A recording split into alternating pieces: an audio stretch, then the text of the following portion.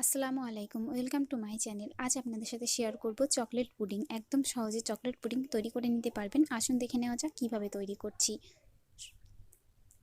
সবার প্রথমে আমি এখানে 3টে চকলেটের প্যাকেট নিয়ে নিয়েছি, দুটো 10 টাকার আর একটা 20 টাকার প্যাকেট। আমি এটা দিয়ে আজকে চকলেট পুডিংটা তৈরি করব। তার জন্যে আমি চকলেটটাকে ছাড়িয়ে রাখলাম। এদিকে আমি গরুর দুধ গরম করে একদমই ঠান্ডা করে রেখেছি। এর মধ্যে 3 চা চামচ পরিমাণে কর্নফ্লাওয়ার মিশিয়ে দেব। কর্নফ্লাওয়ারটা মিশিয়ে দিয়ে আমি এটা একটা সাইডে রেখে দিচ্ছি। অবশ্যই করে দুধটা যেন একদমই ঠান্ডা হয়। কোনো রকম গরম দুধে কর্নফ্লাওয়ার কখনোই মেশাবেন না। এভাবে ঠান্ডা দুধের মধ্যে কর্নফ্লাওয়ারটা মেশাবেন।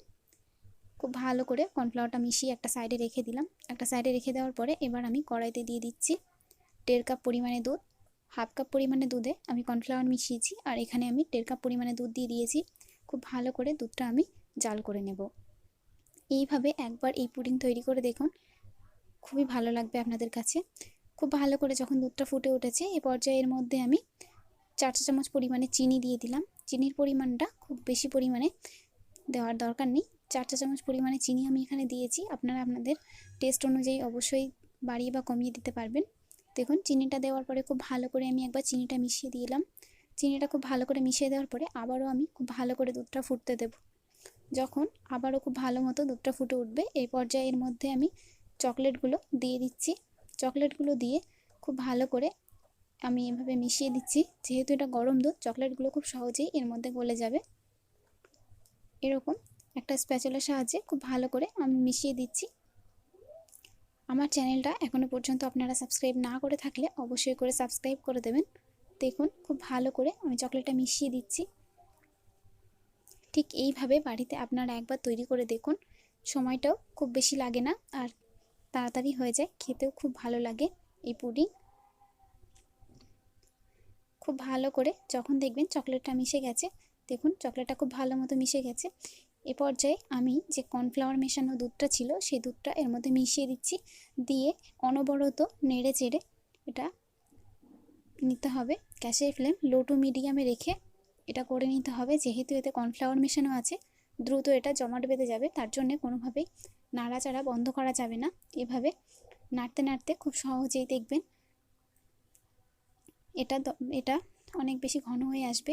দেখতেই পাচ্ছেন কত কম সময়ের মধ্যেই নাড়তে নাড়তে এটা ঘন হয়ে আসছে। তার জন্যে অবশ্যই করে একইভাবে নাড়তে হবে, আর গ্যাসের ফ্লেম লো টু মিডিয়ামে রাখতে হবে।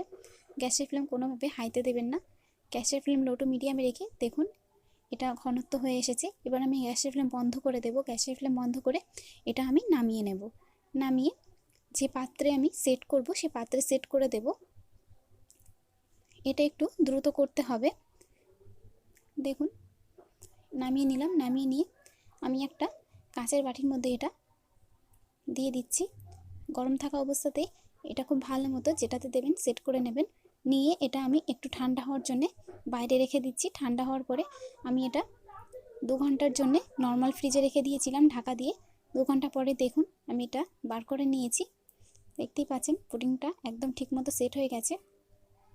এবার আমি এটা একটা প্লেটের ওপরে নামিয়ে নিয়ে আপনাদের দেখাচ্ছি। দেখুন, এটা আমি একটা প্লেটের ওপরে নামিয়ে নিয়েছি। নামিয়ে নেওয়ার পরে ওপর দিয়ে আমি একটু চকলেট দিয়ে দিয়েছি।